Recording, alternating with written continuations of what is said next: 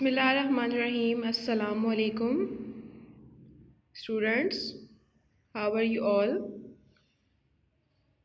मेरा नाम मिस सादिया है और मैं आपकी जमात हश्तुम की उर्दू की टीचर हूँ। जैसे कि आप जानते हैं बच्चों, हमारी विंटर वेकेशंस ख़त्म हो गई हैं और हमारा मंथ ऑफ जनवरी स्टार्ट हो गया है। तो अभी तक हम लोग के स्कूल नहीं खुले हैं कोविड-19 की वजह से। इसकी वजह से हमारा तालीमी सिलसिला एक मरतबा दोबारा इसी तरीके से स्टार्ट हो गया है। उम्मीद करती हूँ आपको ये सारा कराया हुआ काम समझ आ रहा होगा और आप इसे अपनी कॉपीज़ में बहुत अच्छे से कर रहे होंगे। तो आइए बच्चों, आज हम अपना मंथ ऑफ जनवरी का जो उर्दू का काम करने जा रहे हैं वो है हमारी एक नज़म, जो है हमारी किताब का सफ़ा नंबर 103 पे, जिसका नाम है पुराना कोट। यहाँ पर इस कोट से मुराद सर्दियों से बचने के लिए जो मोटा कोट होता है उसे कहा जा रहा है। आपकी किताब के सफ़ा नंबर 103 पर सैयद मोहम्मद जाफ़री की ये लिखी हुई एक नज़म है, जिसमें उन्होंने एक कोट को अपना मौजू बनाया है। तो आइए बच्चों, हम इसकी बुलंद ख्वानी करते हैं और इसके मुश्किल अल्फाज देखते हैं। ख़रीदा जाड़ों में नीलाम से पुराना कोट। जाड़ा कहते हैं सर्दी के मौसम को। जैसा कि आपको पता है, जो सर्दी का मौसम होता है उसे हम कहते हैं जाड़ा। जो फट के चल न सके, ये नहीं है ऐसा नोट। जैसे एक नोट होता है वो फट के ख़राब हो जाता है, जो चल नहीं सकता, तो उसमें शायर ये कह रहे हैं कि ये ऐसा नहीं है, ये पुराना हो के भी बहुत कीमती है। बना है कोट ये नीलाम की दुकान के लिए, सलाए आम है यारान नुक्ता दां के लिए। सलाए आम का मतलब होता है बच्चों आम दावत, जो हर किसी ख़ास और आम के लिए हो उसे कहते हैं हम सलाए आम। और नुक्ता दान का मतलब होता है बहुत बारीकियां देखने वाले, बहुत काबिल जो लोग होते हैं उन्हें कहते हैं हम नुक्ता दान। बड़ा बुज़ुर्ग है आज़मूदाए कार है ये। बुज़ुर्ग से मुराद यहाँ पे शायर की इसका बहुत ज़्यादा पुराना होना है, बहुत ज़्यादा ये पुराना है, इसलिए शायर इससे कह रहे हैं बुज़ुर्ग। बड़ा बुज़ुर्ग है ये आज़मूदाए कार है। आज़मूदाए कार का मतलब होता है तजर्बाकार। किसी मरे हुए गोरे की यादगार है ये। जैसे कि आपको पता है बच्चों, जो जिस तरीके से आपको पता है जो पुराने कपड़े होते हैं जो हफ्तावार बाज़ार से जो मिलते हैं तो वो बाहर से आए हुए होते हैं, इसलिए इसे यहाँ पर कहा गया है कि किसी मरे हुए गोरे की यादगार है ये, क्योंकि वहाँ पर पहने हुए कपड़े आते हैं। वो जो लुंडा बाज़ार से जो कपड़े आते हैं वो पहने हुए कपड़े होते हैं, वो हमें नहीं पता होता वो किसके पहने होते हैं। इसीलिए यहाँ पर जो शायर हैं हमारे सैयद मोहम्मद जाफ़री, ये कह रहे हैं कि किसी मरे हुए गोरे की यादगार है। पुरानी वज़ा का बेहद अजीब जामा है। वज़ा कहते हैं तर्स का बना हुआ, किसी भी चीज़ के बने होने को कहते हैं तर्स।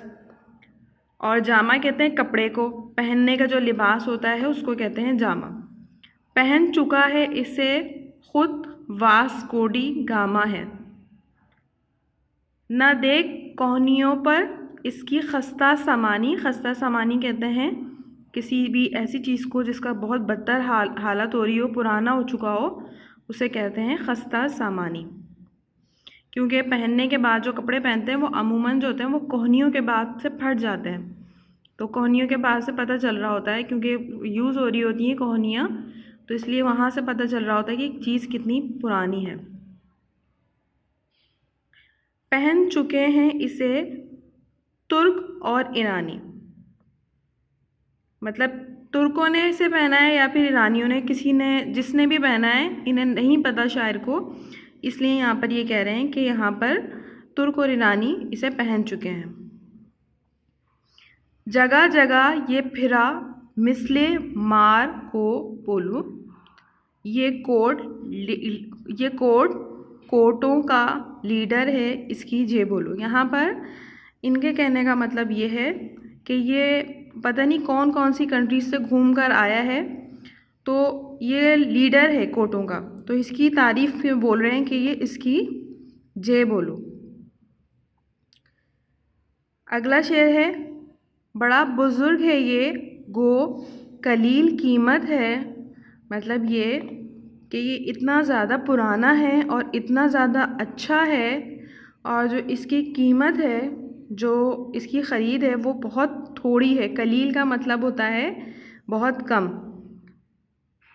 तो इसकी कीमत बहुत कम है और इतना ही ज़्यादा ये पुराना है।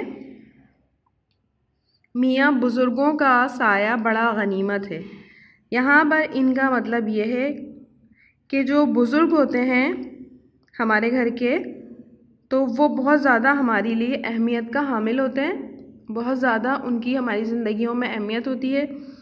तो इसलिए ये कह रहे हैं कि उनका जो साया है वो हम सब के लिए बहुत ज़रूरी होता है। तो इसी तरह ये जो कोट है इसकी कीमत बहुत कम है और ये बहुत कारआमद चीज़ है। अगला शेर है, जो कदरदां हैं वो जानते हैं कीमत को, क्या आफताब चुरा ले गया है रंगत को। इससे शायर की मुराद ये है कि जो कदर करने वाले होते हैं, जो जानते हैं कि इसकी क्या कदर व कीमत है, वो इसकी शक्ल सूरत पर नहीं जाते कि इसका रंग ख़राब हो चुका है, क्योंकि धूप से, मिट्टी से, हवा से वो उसका जो रंगत है वो ख़राब हो गई है। लेकिन जो इसकी कदर व कीमत जानते हैं, जो जानते हैं कि ये किस कदर कीमती है, तो उन्हें इस चीज़ से कोई फ़र्क नहीं पड़ता कि धूप से ये ख़राब हो चुका है। आफताब यहाँ पर सूरज से मुराद है, आफताब सूरज को कहते हैं। जगह जगह जो ये धब्बे हैं और चिकनाई, पहन चुका है कभी इसको कोई हलवाई। यहाँ पर फिर वही शायर की मुराद है कि ये पहना हुआ कोट है, लुंडे बाज़ार का है, तो इसकी जो चिकनाई है जो इसके ऊपर लगी हुई है, इससे ऐसा लगता है कि किसी हलवाई ने भी इसे पहना है। गुज़िश्ता सदियों की तारीख का वर्क है ये कोट, ख़रीदो इसको कि इबरत का एक सबक है ये कोट। यहाँ पर गुज़िश्ता सदियों का मतलब ये है कि जो पुराने गुज़रा हुआ टाइम है, ये पता नहीं कब से किसके पास था, और इबरत का मतलब होता है नसीहत। तो इन्होंने एक कोट को डिस्क्राइब किया है सैयद मोहम्मद जाफ़री ने, उनकी ये नज़म है। आप भी इसे बहुत अच्छे से घर में पढ़िएगा। उसके बाद आप इसका अच्छा सा टाइटल पेज बनाइएगा मंथ ऑफ जनवरी का, और इसी तरीके से इस नज़म को आपने अपनी कॉपी में उतारना है, जिस तरीके से आपको यहाँ पे ये नज़म नज़र आ रही है। तो इसकी आपको एक सफ़ा बहुत अच्छे से खुशखती करनी है, जिस तरीके से यहाँ पर ये नज़म उतरी हुई है, बिल्कुल इसी तरीके से आपको अपनी ये टाइटल पेज बनाने के बाद इस नज़म की आपको खुशखती करनी है और फिर इसका काम आगे करना है। यहाँ पे देखिए इसके कुछ मुश्किल अल्फाज हैं। वैसे तो आपको अपनी किताब के बैक साइड पे भी ये जो मुश्किल अल्फाज हैं वो नज़र आ जाएंगे, लेकिन यहाँ पर कुछ मुश्किल अल्फाज हैं जो मैं आपको दिखा रही हूँ और इसके मतलब मैं आपको समझाती हूँ, इसे भी आप अपनी कॉपी में कीजिएगा। सबसे पहला हमारा अल्फाज है सलाए आम। मैंने आपको सलाए आम का मतलब बताया था। आम दावत मतलब हर किसी के लिए, जो ख़ास और आम होती है उसमें किसी का ये नहीं देखा जाता कि ख़ास लोगों की है, किसी भी ऐसी चीज़ की है, तो उसे कहते हैं हम सलाए आम। उसके बाद हमारा जो दूसरा लफ्ज़ है वो है यारान।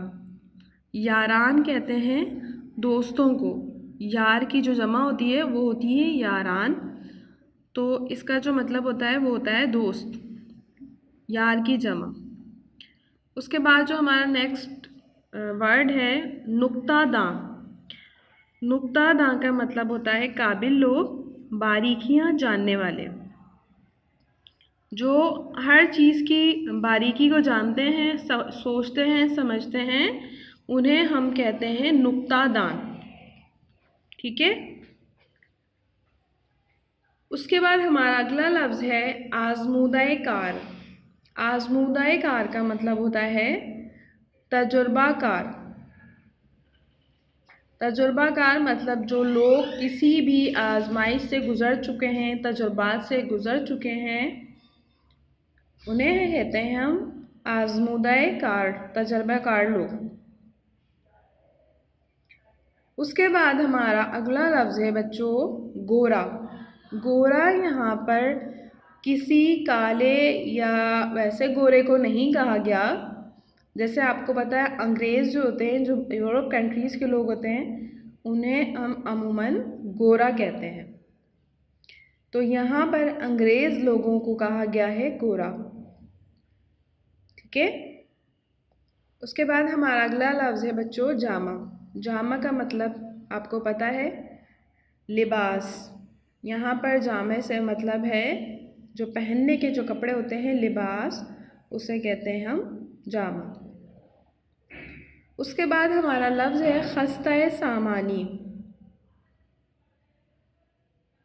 खस्ताए सामानी का मतलब होता है फटा पुराना, बहुत पुराना, जिसका खस्ता, खस्ते से मतलब जो बहुत बुरे हाल में हो उसे कहते हैं हम खस्ता।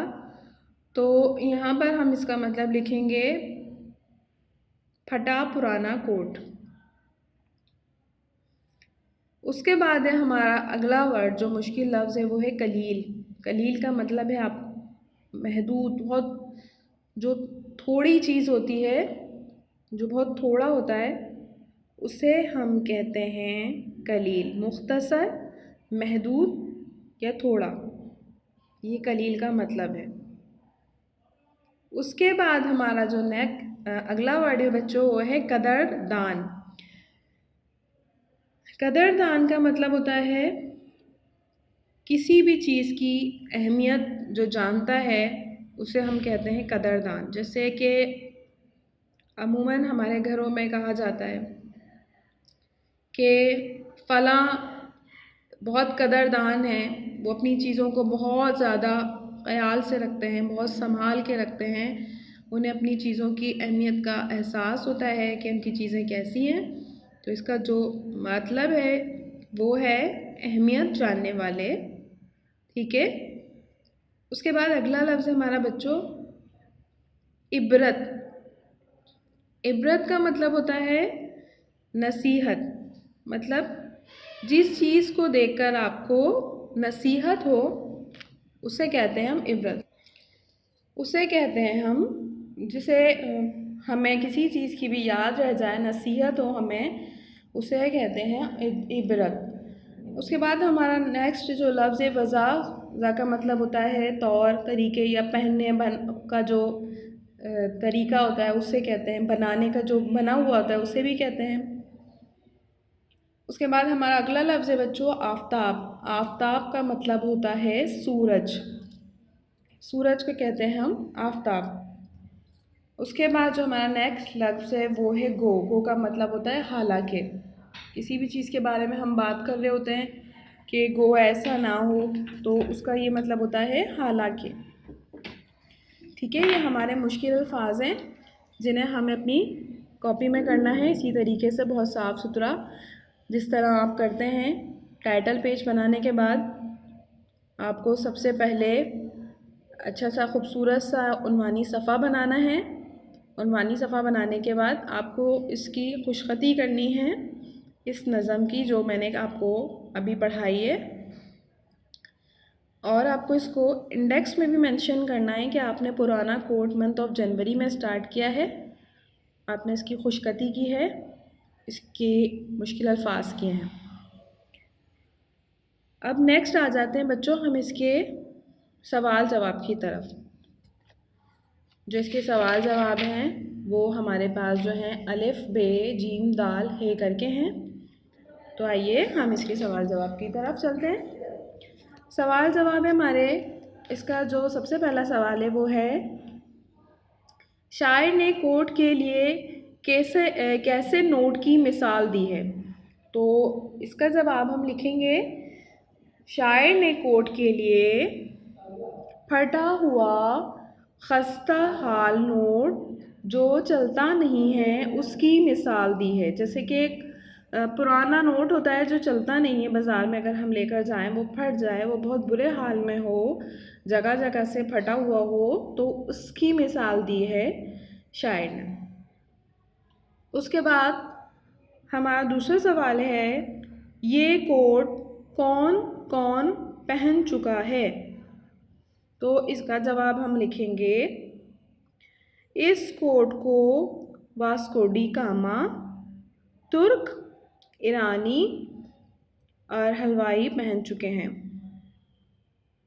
ठीक है, इसका ये जवाब होगा। उसके बाद हमारा तीसरा सवाल है, इस कोट की रंगत क्यों उड़ गई। तो इसका जवाब हम लिखेंगे, धूप में पड़े रहने से। जैसे कि मैंने आपको बताया है कि वो कह रहे हैं कि इतना ज़्यादा पुराना हो गया है, धूप में, हवा में, मिट्टी से इसकी रंगत उड़ गई है। तो यहाँ पर इन्होंने धूप की बात की है कि आफताब इसका जो रंग है वो उड़ा के ले गया है। उसका जवाब आप अपने लफ्ज़ों में भी लिख सकते हैं। तो यहाँ पर इसका जो जवाब हमने लिखा है कि धूप में पड़े पड़े उसकी रंगत उड़ गई है। उसके बाद हमारा अगला सवाल है, हलवाई के पहनने से कोट कैसा हो गया है। हलवाई जो होते हैं, जो मिठाइयाँ बनाते हैं, जो मिठाई वाले होते हैं, उन्हें कहा जाता है उर्दू में हलवाई। तो वो चिकनाई का काम करते हैं, खाना बनाने का काम करते हैं। तो इसीलिए यहाँ पर शायर ने कहा है कि हलवाई के पहनने से कोट चिकनाई के धब्बों वाला हो गया है। उसके बाद अगला हमारा सवाल है, ये कोट इबरत का निशान क्यों बन गया। इबरत का निशान बनने इससे मुराद कि क्यों इतना ज़्यादा पुराना मतलब लग रहा है ये, या इसकी जो उसकी हालत ज़ार है वो ऐसी क्यों हो गई है। तो उसका जवाब हम लिखेंगे,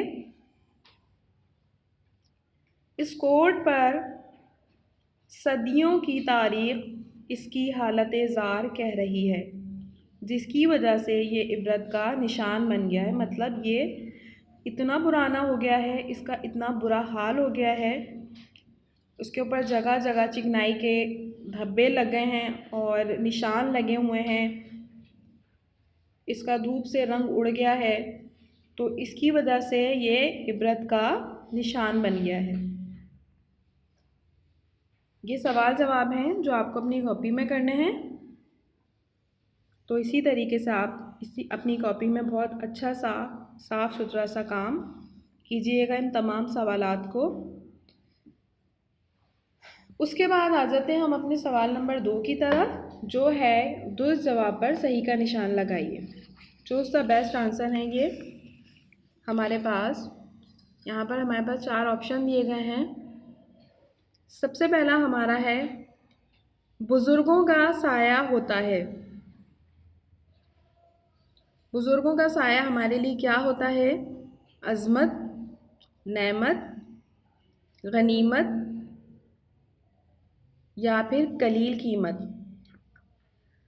अभी हमने अपनी नज़म जब पढ़ी तो हमने क्या पढ़ा था अपनी नज़म में कि हमारे लिए बुज़ुर्गों का साया क्या है। आप जब इस नज़म की रीडिंग करेंगे बहुत अच्छे से तो इसका जवाब भी आप आराम से दे सकेंगे कि बुज़ुर्गों का साया हमारे लिए क्या है। यहाँ पर हमारा जो दुरुस्त जवाब होगा वो होगा बुज़ुर्गों का साया हमारे लिए गनीमत है। ठीक है, इसका हम गनीमत पर हम टिक करेंगे। उसके बाद हमारा दूसरा है, ये कोट कोटों का डैश है, मतलब क्या है। इसमें हमारे पास 4 ऑप्शन हैं। 4 ऑप्शन में देखिए, सरदार, बुज़ुर्ग, साथी और लीडर। तो हमें इसका जो दुरुस्त जवाब देना है, हमने नज़म पढ़ी है, नज़म में भी हमें बार बार इसे बुज़ुर्ग कहा गया है, तो यहाँ पर हम बुज़ुर्ग के ऊपर टिक करेंगे। ठीक है, उसके बाद जो हमारा अगला जो इसकी जुमला है वो है, इस कोट को पहन चुके हैं अफ़गानी, ईरानी, पाकिस्तानी और जापानी। तो हमारे पास 4 ऑप्शन हैं। तो आपने नज़म पढ़ी है, नज़म में हमारे पास जो ज़िक्र हुआ है अफ़गानी का भी हुआ है, ईरानी का भी हुआ है, तो हम किसी भी एक ऑप्शन पे ईरानी पर आप टिक कर दें कि ये कोट जो ना ईरानी पहन चुके हैं। उसके बाद हमारा जो नेक्स्ट जो हमारा जुमला है कि इस कोट की कीमत को जानते हैं कौन, यारान, बुज़ुर्गान, लीडरान या कदरदान। तो हमने नज़म पढ़ी है, तो इस नज़म में जो हमें कहा गया है, जो कदरदान होते हैं, जो चीज़ों की कदर करते हैं, जिन्हें चीज़ों की अहमियत का अंदाज़ा होता है, तो वो उसे हम कहते हैं कदरदान। और यारान जो है वो तो अलग चीज़ थी, लेकिन यहाँ पर हम जो टिक करेंगे वो हम करेंगे यारान पे। ठीक है, उसके बाद हमारा जो हमारा जो जुमला है वो है, आज़मूदा कार से मुराद है यहाँ पर आज़मूदा कार। 4 ऑप्शन हमारे पास आए हैं, जिसमें से है पुरानी कार, कीमती कार, कार आमद और तजर्बा कार। तो यहाँ पर इसका जो दुरुस्त जवाब है वो है तजर्बा कार। आज़मूदा कार का मतलब मैंने आपको बताया था, जो लोग तजर्बात से गुज़र जाते हैं, जिन्हें भी किसी भी चीज़ का पता होता है, उन्हें हम कहते हैं आज़मूदा कार। तो यहाँ पर हम नंबर 4 पे जो है तजर्बा कार, उस पे हम टिक करेंगे, आज़मूदा कार से मुराद। ठीक है, ये चूज़ द बेस्ट आंसर भी आप अपनी कॉपी में कीजिएगा। उसके बाद हमारा जो अगला सवाल है वो है, इस नज़म के पहले, तीसरे और आखिरी शेर का मतलब लिखिए। तो यहाँ पर हमें इसकी तशरीह करनी है कि जो इनके जो शेर हैं, इनकी हमें पहले, तीसरे और आखिरी शेर की हमें तशरीह करनी है। ख़रीदा जाड़ों में नीलाम से पुराना कोट, जो फट के चल ना सके ये नहीं है ऐसा कोट। तो जिस तरह आपको पता है कि सबसे पहले हम किसी भी शेर की जब तशरीह करते हैं, तो सबसे पहले हम उसका हवाला लिखते हैं कि ये किसने लिखी है। तो यहाँ पर हम इसका हवाला लिख रहे हैं, ये नज़म सैयद मोहम्मद जाफ़री ने लिखी है।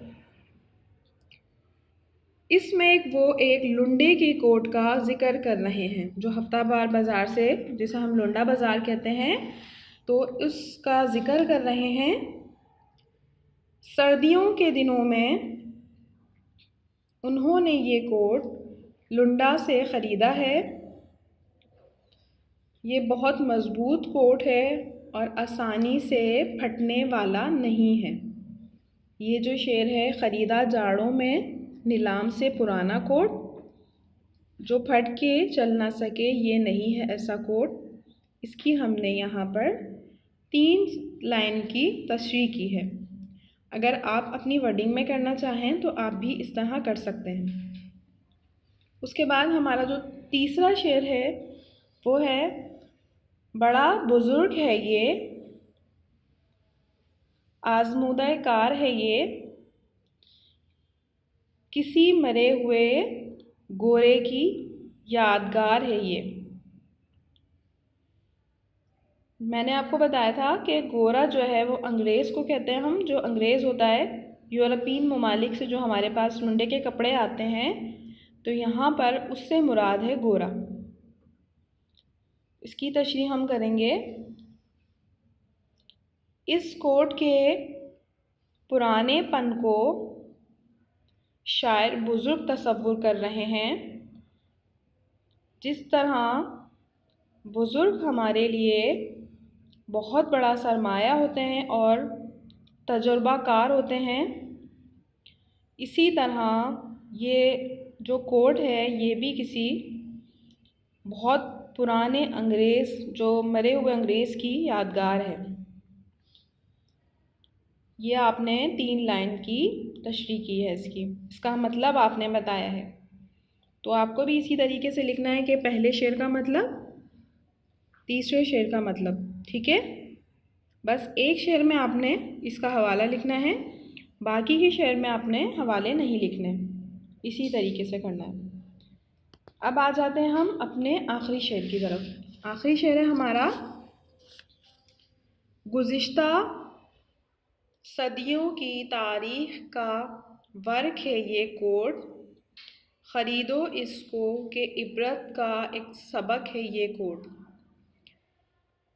शायर इस शेर में इस कोट को इबरत का ऐसा निशान बना रहे हैं कि जैसे ये कोट सदियों की तारीख़ से वाबस्ता है और इसकी खस्ता हाली इबरत का निशान है। मतलब धूप से, हवा से, मिट्टी से और रंग बिरंगे लोगों के पहनने से ये ऐसा हो गया है कि इसके ऊपर बहुत ज़्यादा लोगों ने पहना है, तो इसके ऊपर जो तारीख़ है बहुत ज़्यादा, वो इसकी इबरत के जो निशान है वो बता रही है। ठीक है, ये आखिरी शेर का जो ये वो ये मतलब है। उसके बाद हमारा सवाल है, दर्ज झेल अल्फाज के माने लुग़त से देखकर कीजिए।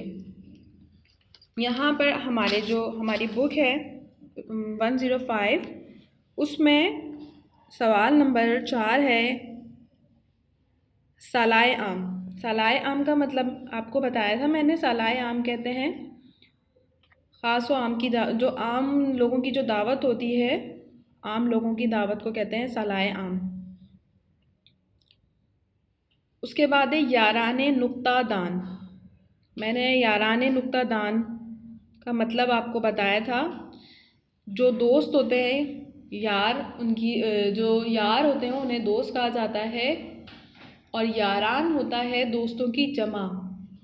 और नुक्ता दान का मतलब होता है किसी भी चीज़ को बारीकी से देखने वाले, बहुत ज़्यादा जो ढूंढ के देखते हैं, जो तजर्बाकार लोग होते हैं, किसी भी चीज़ को बारीकी से देखते हैं, उसे कहते हैं हम नुक्ता दान। उसके बाद हमारा लफ्ज़ है खस्ता सामानी। खस्ता सामानी का जो मतलब है बहुत पुरानी, जो बहुत बुरे बदतर हालात होते हैं, जिसके जो अपनी हालत ज़ार बता रही होती है किसी भी चीज़ की, खस्ता सामानी कहते हैं उससे। जैसे यहाँ पर इस कोट के अंदर कोहनियों के पास से बताया कि कोहनियों के पास से जो कोट है वो बहुत बुरे हाल में है। तो यहाँ पर कोट की जो कोहनियाँ हैं, कोट की जो हालत है, उसे कह रहे हैं खस्ता सामानी। तो खस्ता सामानी का जो मतलब है वो होता है बहुत बुरा हाल, बहुत ज़्यादा बदतर हाल। उसके बाद हमारा अगला लफ्ज़ है कदरदान। कदरदान का मतलब मैंने आपको बताया, किसी भी चीज़ की कदर करने वाले जो होते हैं, जो अहमियत जानने वाले होते हैं, उन्हें कहते हैं हम कदरदान। इन अल्फाजों के मतलब आपको अपनी बुक के जो बैक साइड से भी मिल जाएंगे, और मैंने भी आपको प्लानर में दिखा दिया, और मैं आपको समझा भी रही हूँ, एक्सप्लेन भी कर रही हूँ, ताकि आप इसे अपनी कॉपी में कर लें। उसके बाद हमारा अगला लफ्ज़ है इबरत। इबरत का लफ्ज़ भी मैंने मतलब आपको बताया। इबरत का मतलब होता है किसी भी चीज़ से नसीहत हासिल करना, जिससे आपको किसी भी चीज़ की नसीहत हो रही है कि ये इबरत का निशान है। जैसे कि अब फ़िरौन की मम्मी है, तो क़यामत तक इबरत का निशान है तमाम मुसलमानों के लिए, तमाम लोगों के लिए, क्योंकि फ़िरौन अपने आप को खुदा मानता था, खुदा कहता था, तो अल्लाह ताला ने उसको नसीहत बना दिया, उसको इबरत बना दिया। तो इसका ये मतलब होता है नसीहत, तमाम लोगों के लिए वो नसीहत है। तो इबरत का जो असल जो मायने हैं वो होते हैं नसीहत, ठीक है। उसके बाद अगला जो लफ्ज़ है हमारा जामा। जामा का मतलब होता है पहनना, लिबास, पहने हुए कपड़े जो होते हैं लिबास होते, उन्हें हम कहते हैं जामा। उम्मीद करती हूँ आपको ये तमाम काम समझ आ गया होगा। मंथ ऑफ जनवरी का आपने टाइटल पेज बनाना है, उसके बाद आपने पुराने कोट का टाइटल पेज बनाना है और आपको इसे अपनी कॉपी में बहुत अच्छे से साफ़ सुथरे उतारना है इसी तरीके से। उसके बाद अपना तमाम काम करना है, सवाल जवाब भी, चूज़ द बेस्ट आंसर भी, और जो मैंने जो शेयरों के जो मतलब हैं वो भी आपको अपनी कॉपी में करने हैं। अपना काम बहुत अच्छा सा प्रॉपर कीजिएगा, साफ़ सुथरा सा कीजिएगा, अपना बहुत सारा ख्याल रखिएगा और दुआ में याद रखिएगा। जब तक के लिए नेक्स्ट वीडियो में फिर आपसे मुलाकात होगी, जब तक के लिए अल्लाह हाफ़िज़।